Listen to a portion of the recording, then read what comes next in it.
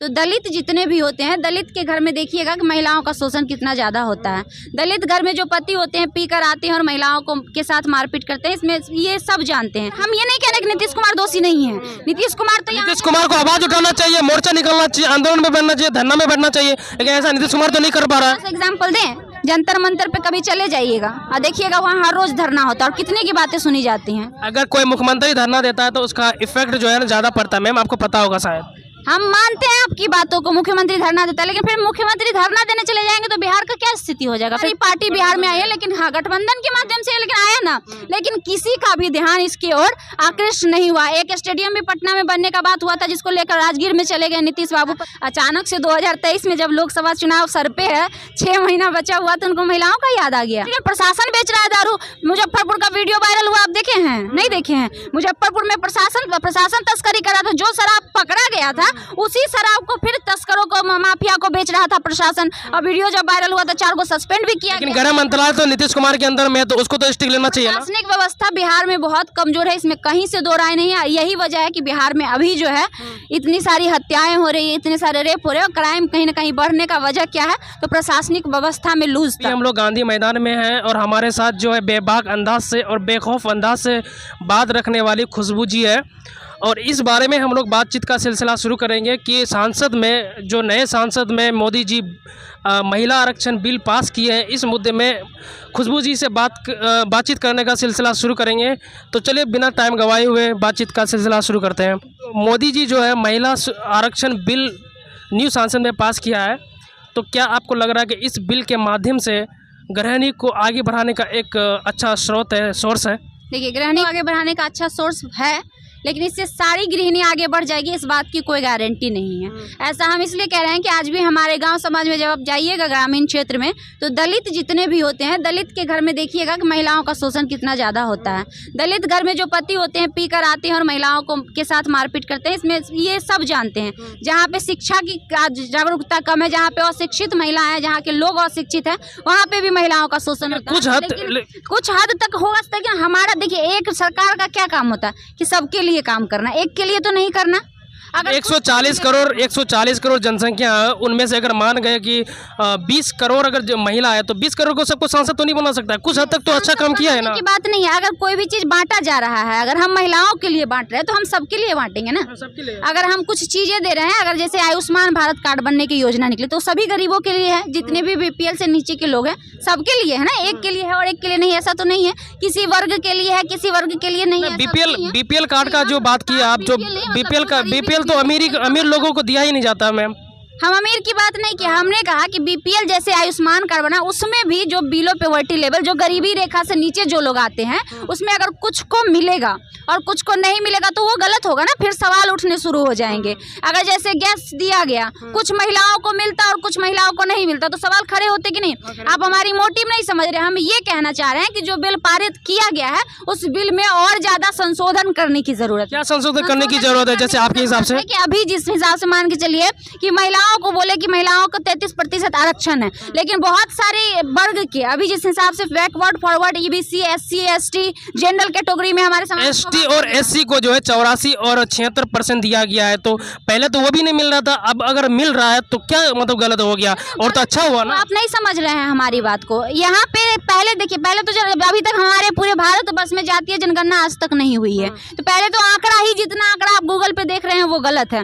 जो भी दिखा रहा है कि इतना % यादव है, इतना % कुर्मी है, या इतना % जो भी जातियां हैं, वो गलत आंकड़ा है। इसलिए आंकड़ा है कि जनगणना हुआ है, लेकिन जातीय जनगणना आज तक पूरे भारत में नहीं हुआ। 2 बार हुआ भी था तो उसको बंद रोक लगवा दिया गया था। ये बात आप भी जान रहे होंगे। तो कहने का मतलब है यहाँ तो पता ही नहीं है कि आंकड़ा कितना है, किस वर्ग के लोग कितना, किस वर्ग में कितना। ये बिल तो अभी पास फिलहाल किया गया है, लेकिन लागू नहीं हुआ है कि 2026 तक इसको, जब तक जाति जनगणना अगर नहीं होगा तब तक ये बिल पास नहीं हो पाएगा। क्या ये 2029 का या 24 का लोकसभा चुनाव का एक चुनाव मुद्दा हो सकता है आपके हिसाब से? बिल्कुल है। इतना दिन से नहीं पास हो रहा था, इतना दिन से मोदी जी को महिलाओं के बारे में नहीं सूझ रहा था। अचानक से 2023 में जब लोकसभा चुनाव सर पे है, 6 महीना बचा हुआ, तो उनको महिलाओं का याद आ गया। ये बिल अगर 2014 में किया होता तो अब तक शायद लागू हो गया होता। लागू भी हो गया होता और कितनी महिलाओं को लाभ भी मिल गया होता।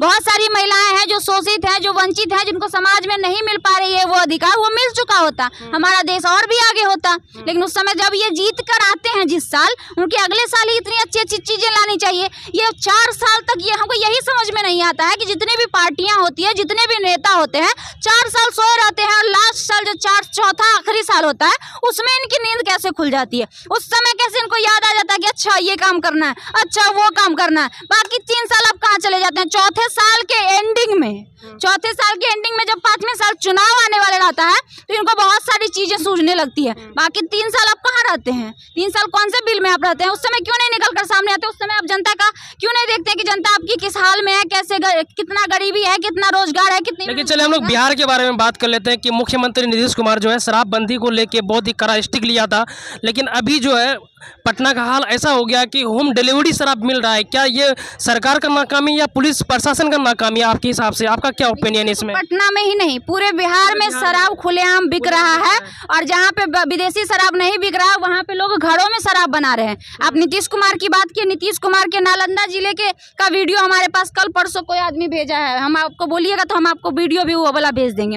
परसों भेजा है, नालंदा जिला का आदमी है, घर में जो गाँव में जो पता नहीं किसी चीज से जो घर में घरेलू शराब जो बनाया जाता है वो बना रहा है खुलेआम वहाँ पे लोग। ये शराबबंदी कभी सफल ही नहीं हुआ और ना कभी हो पाएगा। इसलिए नहीं हो पाएगा कि ना जनता चाहती है, ना सरकार चाहती है और ना ही प्रशासन चाहता है। हाल ही में मुजफ्फरपुर का वीडियो, सरकार तो चाहती है, जनता क्यों नहीं चाहती है? तो सरकार को स्टिक लेना चाहिए ना। चाहती तो स्टिक लेती है, वही तो हम आपको समझाने की कोशिश कर, नहीं सफल है, नहीं चाहती है सरकार। इनडायरेक्टली सरकार चुने, प्रशासन बेच रहा है दारू। मुजफ्फरपुर का वीडियो वायरल हुआ, आप देखे हैं? नहीं देखे हैं? मुजफ्फरपुर में प्रशासन तस्करी कर रहा था, जो शराब पकड़ा गया था उसी शराब को फिर तस्करों को, माफिया को बेच रहा था प्रशासन। और वीडियो जब वायरल हुआ तो 4 को सस्पेंड भी किया। लेकिन गृह मंत्रालय तो नीतीश कुमार के अंदर में, तो उसको तो स्टिक लेना चाहिए ना। प्रशासनिक व्यवस्था बिहार में बहुत कमजोर है, इसमें कहीं से दो राय नहीं है। यही वजह है कि बिहार में अभी जो है इतनी सारी हत्याएं हो रही है, इतने सारे रेप हो रहे हैं और क्राइम कहीं ना कहीं बढ़ने का वजह क्या है? तो प्रशासनिक व्यवस्था में लूज था। प्रशासनिक व्यवस्था जो हमारी है वो कमजोर है। लेकिन गृह मंत्रालय तो नीतीश कुमार के पास है, तो इस मुद्दे में आप क्या बोलिएगा? नीतीश कुमार दोषी हैं, हम तो कह ही रहे हैं। जो नीतीश कुमार गृह मंत्रालय नीतीश कुमार के हाथ में, बिल्कुल नीतीश कुमार जी दोषी हैं, इसके लिए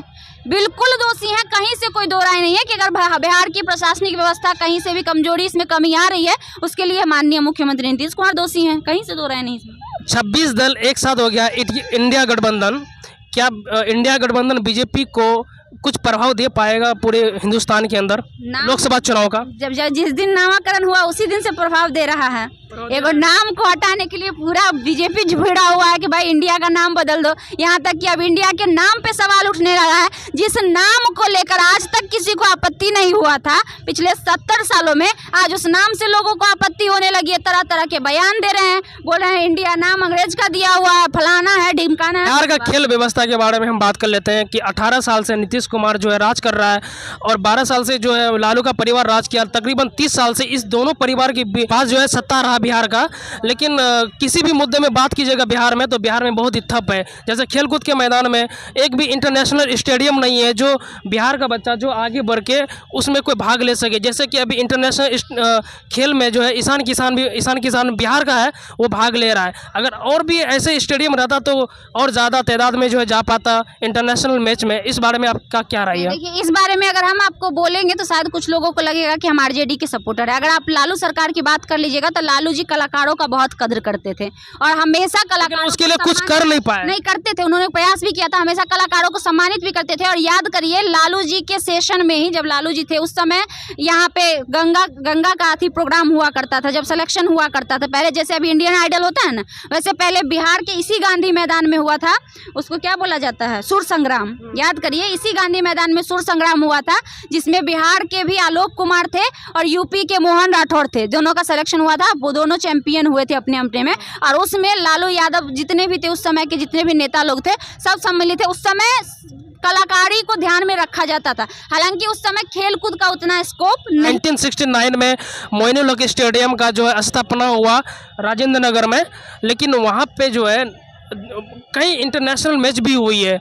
इंटरनेशनल मैच होने के बावजूद उसको 1996 में बंद कर दिया गया, जबकि 1992 में जो है लालू यादव का सरकार था। 1996 में बंद हुआ तो लालू यादव रोक सकता था कि आखिर इस सिस्टम में बंद क्यों हो रहा है, तो उसका विफल तो मानना पड़ेगा ना उसी का। खेलकूद की हम बात नहीं की, हमने कलाकारों की बात की। अभी हमने जो चर्चा की खेलकूद तो स्टेडियम में हाँ, खेलकूद पर बिल्कुल भी नहीं, हम समझ रहे दोनों एक ही डिपार्टमेंट में आता है, लेकिन हमने सिर्फ ये कहा कि लालू यादव के सेशन में कलाकारों का बहुत कद्र किया जाता था और वो कलाकारों को प्रोत्साहित करने का भी काम करते थे, सम्मानित करने का भी काम करते थे और कलाकारों को आगे बढ़ाने में भी हमेशा बढ़ चढ़ कर हिस्सा लेते थे, इसमें दो राय नहीं। हाँ, खेलकूद में हमेशा से बिहार में किसी का ध्यान आकृष्ट नहीं हुआ है, चाहे वो लालू यादव आरजेडी की सरकार रही हो, चाहे बीजेपी की रही हो, चाहे जेडीयू की रही हो, क्योंकि अगर इसे 2005 से इधर देखेंगे तो बीजेपी भी 4 साल रही है। ऐसी बात नहीं है, लोग बोलने के लिए बोल देते हैं 15 साल चचा 15 साल पप्पा डाले, तो ऐसा नहीं है, ये लोगों की गलत फहमी है, इसलिए गलत फहमी है जिसको आप दूर कर लीजिए। हालांकि 95 से लेकर 2005 तक लगातार लालू की सरकार थी, लेकिन उसके बाद वाले सेशन में अगर आप आ जाइएगा तो बीजेपी भी रहा है, जेडीयू भी रहा है, अभी आरजेडी भी प्रेजेंट में है, मांझी जी का भी, मतलब बहुत सारी पार्टी बिहार में आई है, लेकिन हाँ गठबंधन के माध्यम से लेकिन आया ना, लेकिन किसी का भी ध्यान इसकी ओर आकृष्ट नहीं हुआ। एक स्टेडियम भी पटना में बनने का बात हुआ था जिसको लेकर राजगीर में चले गए नीतीश बाबू, पता नहीं अब वो सारा चीज राजगीर में करते हैं, चाहे शीशा महारथी बनाना हो, शीशा का पुल बनवाना हो, चाहे जो बनवाना हो, उठा के लेके राजगीर में चला जाते हैं। हो सकता है ये तो नॉर्मली बात है, गृह जिला है उनका, तो दिखाना चाहते होंगे भाई मेरा नालंदा गृह जिला है, तो हम अगर वहाँ ज्यादा करेंगे तो लोग हमारा नाम लेंगे, चाहे जो भी उनकी मानसिकता हो। ये थी खुशबू जी, और अपनी बात को बेबाक तरीके से रखने में जानी जाती है और बेखौफ तरीके से। और आप लोग इस मुद्दे में क्या सोच रहे हैं कमेंट सेक्शन में जरूर बोलिएगा। चैनल में नए हैं तो प्लीज़ सब्सक्राइब कर लीजिए। तब तक के लिए जय हिंद।